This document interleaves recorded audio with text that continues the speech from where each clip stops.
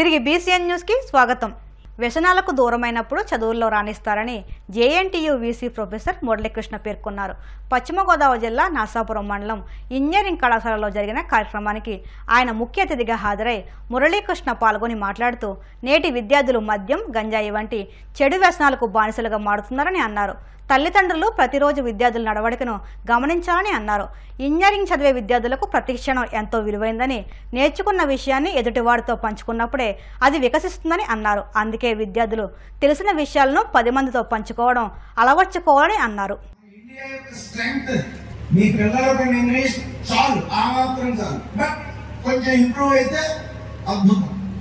అది ఇంగ్లీష్ భాషలో ప్రవేశం రావాలంటే మాట్లాడుతూ ఉండాలి. చిన్న చిన్న సెంటెన్స్. మీ తల్లిదండ్రులు ఉన్నారు కాబట్టి మీకు హోంవర్క్ ఇస్తాం, చేయండి. ఇంజనీరింగ్ అంతా నెట్వర్క్ పెట్టి ఆధారపడి ఉంటుంది. నెట్వర్క్ అంటే కాంటాక్ట్స్, ఫ్రెండ్స్, మీ పిల్లల friends circle. Network is network అన్నాడు బిల్ గేట్స్, మైక్రోసాఫ్ట్ స్థాపించిన. నెట్వర్క్ అంటే ఫ్రెండ్స్, నెట్ వర్క్ అంటే విలువ. ఫైనల్ ఇయర్ అయిన తర్వాత మీ అబ్బాయికి అమ్మాయికి నెలకి 30,000 జీతం కావాలా టీసీఎస్, ఐబీఎం, విప్రోలలో, లేదా గూగుల్లో నెలకి 3 లక్షల జాబ్ కావాలా? ఆ ఫ్రెండ్స్ సర్కిల్ ఎలా ఉండాలో నేను చెప్తా. తెలివైన వాడు కాదు, బట్ టీచర్లు చెప్తే వినడం అలవాటు ఉంది, పాటించడం అనే అలవాటు ఉంది. ఇవాళ చాలా మంది వింటారు, ప్రోగ్రామ్ ఎప్పుడే అంటాడు. అప్లికేషన్, ఆచరణ అని అర్థం. అందుకే భగవద్గీతలో శ్రీకృష్ణుడు చెప్పాడు, విద్యా వినయ సంపన్నో భవ. భవ అంటే అవుగాక, విద్య వల్ల సంపన్నుడివి కాలేవు. విద్యా వినయ సంపన్నో భవ. అవతల వ్యక్తి చెప్పిన విద్యను, చెప్పిన విషయాన్ని, వినయము అంటే ఆచరణ, అప్లై చేస్తేనే సంపన్నుడి అవుతావు. ఎందుకు చెబుతానంటే మీ పిల్లలకి smoking, alcohol, that is drinking and drugs, ఈ మూడింటి నుంచి దూరంగా ఉండండి. 8 ఏళ్లలో మీ పిల్లలకి బీటెక్ డిగ్రీ సంపాదించిన వాడి జీవితం బాగుండేటట్టు చేసే బాధ్యత నాది వైస్ ఛాన్సలర్ గా. ఫైనల్ ఇయర్ లో మీ మెయిన్ సర్టిఫికెట్ లో జేఎన్టీయూ కాకినాడ పేరు, మీ అబ్బాయి లేదా మీ అమ్మాయి పేరు రెండే ఉంటాయి, ఇంకే పేరు ఉండదు. మీ మార్క్ షీట్స్ మీద, ఓనీస్, వాటన్నిటి మీద స్వర్ణాంధ్ర కాలేజ్ పేరు ఉంటుంది, చదివిన కాలేజ్ పేరు. ఈ జేఎన్టీ యూనివర్సిటీ ఎంత గొప్పదో మీ అందరికీ తెలియాలి. గొప్ప వాళ్ళని కనుక మీరు విస్మరిస్తే, వాళ్ళని ప్రశంసించకపోతే మీ పిల్లలు ఎట్టి పరిస్థితుల్లో తెలంగాణ రాష్ట్ర ప్రభుత్వం అక్రమంగా నిర్మిస్తున్న నీటి ప్రాజెక్టులను అడ్డుకుని ఏపీకి న్యాయం చేయాలని సిపిఐ జిల్లా కార్యదర్శి కోనాల భీమారావు కేంద్రాన్ని కోరారు. తెలంగాణ రాష్ట్రం నిర్మిస్తున్న నీటి ప్రాజెక్టుల నిర్మాణాన్ని నిలిపివేయాలని ఏపీ రైతు సంఘం సిపిఐ ఆధ్వర్యంలో భీమవరం కలెక్టరేట్లోని జిల్లా రెవెన్యూ అధికారి జె ఉదయ భాస్కర్ రావుకు వినతిపత్రం అందజేశారు. ఈ సందర్భంగా భీమారావు రైతు సంఘం జిల్లా ప్రధాన కార్యదర్శి వైవి ఆనంద్ మాట్లాడుతూ, విభజన చట్టంలో పొందుపరిచిన కృష్ణా జలాల కేటాయింపునకు వ్యతిరేకంగా బ్రిటిష్ ట్రిబ్యునల్ అవార్డును తొంగలో తొక్కి తెలంగాణ నిర్మిస్తున్న అక్రమ ప్రాజెక్టులను నిలువరించాలని డిమాండ్ చేశారు. ఈ విషయంలో కేంద్ర ప్రభుత్వం జోక్యం చేసుకోవాలని, వెంటనే చొరవ తీసుకుని అక్రమ ప్రాజెక్టులను నిలువరించాలని డిమాండ్ చేశారు. తెలంగాణ ప్రభుత్వం అక్రమ నీటి ప్రాజెక్టులు, తెలంగాణ ప్రభుత్వం పడుతున్న అక్రమ నీటి ప్రాజెక్టులు అమలు చేయాలి. బ్రిజెస్ ట్రిబ్యునల్లో అమలు చేయాలి.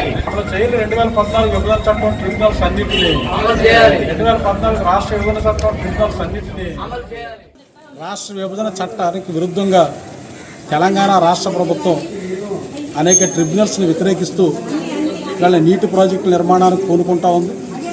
ప్రధానంగా కృష్ణా నదికి జలాలకు సంబంధించినటువంటి వాటర్ పంపిణీ విషయంలో ట్రిబ్యునల్స్ విరుద్ధంగా ఇవాళ తెలంగాణ ప్రభుత్వం నిర్మిస్తున్నటువంటి ఈ ప్రాజెక్టులు ఏపీకి తీవ్ర నష్టం కలిగించేటువంటి ఈ ట్రిబ్యునల్స్, బ్రిజెస్ ట్రిబ్యునల్స్, రాష్ట్ర విభజన సందర్భంగా ఇచ్చినటువంటి ట్రిబ్యునల్స్కి అనుగుణంగా ఇవాళ తెలంగాణ ప్రభుత్వం నడుచుకోవాలని చెప్పేసి కోరుతూ, ఏపీకి జరిగేటువంటి నష్టాన్ని నివారించాలని కోరుతూ ఇవాళ రైతు సంఘం సిపిఐ ఆధ్వర్యంలో జిల్లా కలెక్టర్ గారికి వినతిపత్రం సమర్పించడం జరిగింది.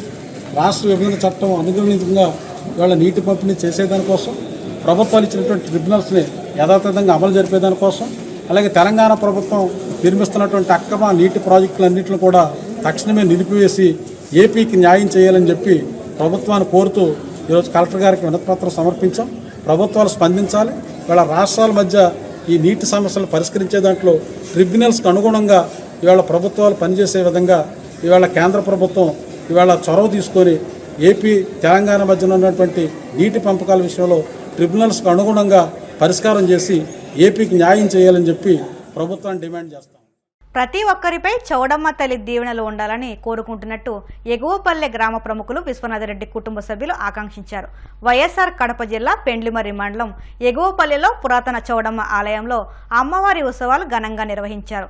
ఇందులో భాగంగా విశ్వనాథరెడ్డి కుటుంబ సభ్యుల ఆధ్వర్యంలో అర్చకులు తెల్లవారుజామున అమ్మవారికి ప్రత్యేక అలంకారం నిర్వహించి విశేష పూజోత్సవాలు నిర్వహించారు. అనంతరం భక్తులకు అమ్మవారి దర్శన భాగ్యం కల్పించారు. ఈ సందర్భంగా ఉత్సవాల నిర్వాహకులు మాట్లాడుతూ భక్తులకు కొంగు బంగారంగా నిలుస్తున్న ఈ ఆలయానికి విశేష చరిత్ర ఉందన్నారు. ప్రతి ఏడాదిలాగే ఈమారు కూడా అమ్మవారి ఉత్సవాలను ఘనంగా నిర్వహించామన్నారు.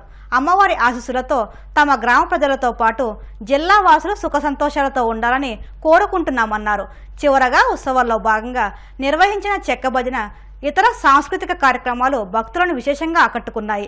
ఈ కార్యక్రమాల్లో ఎగువపల్లె గ్రామ పెద్దలతో పాటు ఆలయ నిర్వాహకులు, పరిసర గ్రామాల ప్రజలు పెద్ద ఎత్తున పాల్గొన్నారు.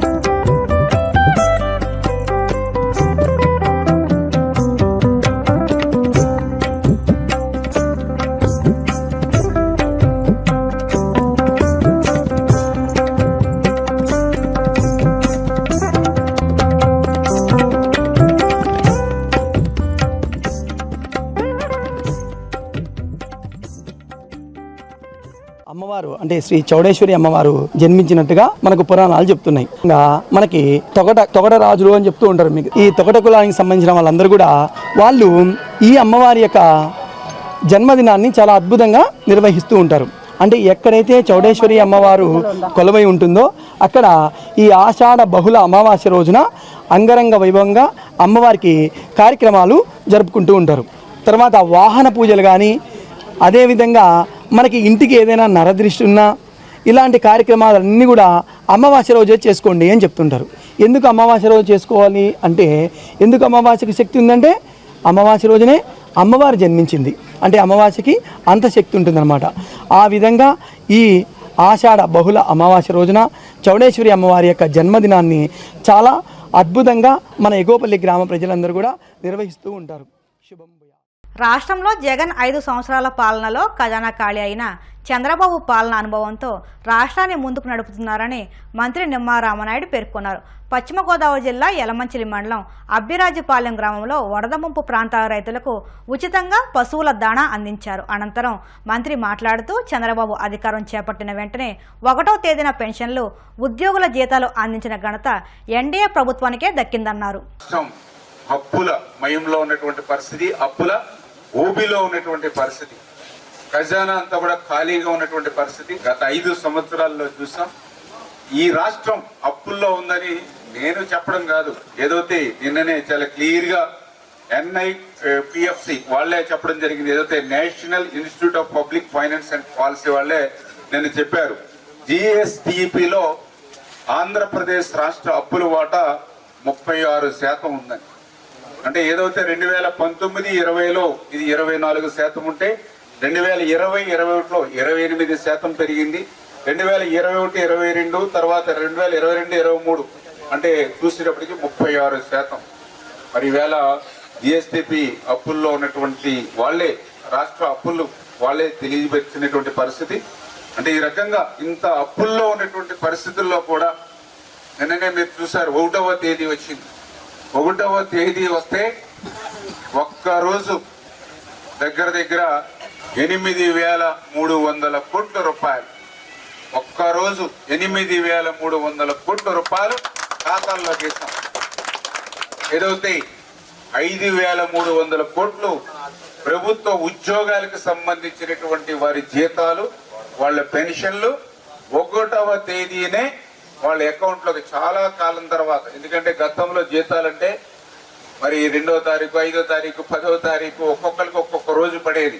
8,300 కోట్ల రూపాయలు ఒక్క రోజు మీ ఖాతాల్లోకి ఇన్ని అప్పులున్నా కూడా మరి జమ చేశారని అంటే ఒక సమర్థవంతమైనటువంటి నాయకుడు, ఒక పని చేసేటువంటి నాయకుడు, ఒక ముఖ్యమంత్రిగా చంద్రబాబు నాయుడు గారు కానీ, అదేవిధంగా ఒక ఉప ముఖ్యమంత్రిగా పవన్ కళ్యాణ్ గారు కానీ ఉండడం వంటి నాయకుల వల్లే ఇది సాధ్యమైంది అనే విషయాన్ని ఈ సందర్భంగా తెలియజేసుకుంటూ, మరి ఇంత కష్టకాలంలో కూడా ఒక్కరోజు ఇన్ని వేల కోట్లు మీ అకౌంట్లో జమ చేసిన నిన్న వాళ్ళ పత్రిక చూస్తే వాళ్ళకు ఒక అవినీతి పత్రిక ఉంది, వాళ్ళ పార్టీ ఒక కరపత్రిక ఉంది. దాంట్లో అన్ని కూడా పెన్షన్లకి ఎంతో ఇబ్బందులు పడుతూ ఉన్నారు, ఎన్నో కష్టాలు పడుతూ ఉన్నారని చెప్పి అవాస్తవాలు రాసినటువంటి పరిస్థితి. గతంలో లక్షలాది మంది వాలంటీర్స్ ఉన్నా కూడా పెన్షన్స్ 3-4 రోజులు సమయం పట్టేది 95% పూర్తి చేయడానికి. ఈవేళ ఏదైతే సచివాలయ సిబ్బందిని ఉపయోగించుకొని కేవలం 6 గంటల్లోనే 97% పెన్షన్లు మనం పంపిణీ చేసాం. అంటే ఆ యొక్క రోత పత్రిక అవాస్తవాలు, అసత్యాలు నిన్న ప్రచురణ చేసినటువంటి పరిస్థితి. అందుకే నేను కూడా ఎప్పుడు మీటింగ్లో చెప్తూ ఉంటాను, మీరు కూడా అందరికీ చెప్తూ ఉండాలి. ఇప్పుడు సిగరెట్ ప్యాకెట్ మీద మీకు ఉంటుంది ఒక వార్నింగ్, పొగ తాగుట ఆరోగ్యానికి హానికరం. అదేవిధంగా సాక్షి పత్రిక చదవడం కూడా ఆరోగ్యానికి హానికరం. చేత ఆ విషయాన్ని మీరందరూ కూడా గుర్తుపెట్టుకోవాలి. వార్తలు ముగించే ముందు ముఖ్యాంశాలు మరొక్కసారి. ప్రధాని మోదీని కలిసిన కేంద్ర సహాయ మంత్రి శ్రీనివాస వర్మ రాష్ట్ర అభివృద్ధికి బడ్జెట్లో నిధులు కేటాయించడంతో కృతజ్ఞతలు. పాలకొల్లు మండలం సగం చెరువులో రైతులకు సబ్సిడీ విత్తనాల అందజేత ముఖ్య అతిథిగా హాజరైన మంత్రి నిమ్మల రామానాయుడు. వ్యసనాలకు విద్యార్థులు చేరువ కావద్దు, విద్యలో ఉన్నతంగా రాణించాలన్న JNTU VC professor Muralikrishna. Telangana రాష్ట్రం అక్రమంగా నిర్మిస్తున్న నీటి ప్రాజెక్టులను అడ్డుకోండి, భీమవరం కలెక్టరేట్లో వినతిపత్రం అందజేసిన సిపిఐ జిల్లా కార్యదర్శి కోనాల భీమరావు. ఈ వార్తలు ఇంతటితో సమాప్తం. మరిన్ని వార్తల కోసం BCN digital YouTube channel, Facebook పేజీని ఫాలో అవ్వండి. అప్డేట్ వార్తల కోసం ప్లీజ్ సబ్స్క్రైబ్.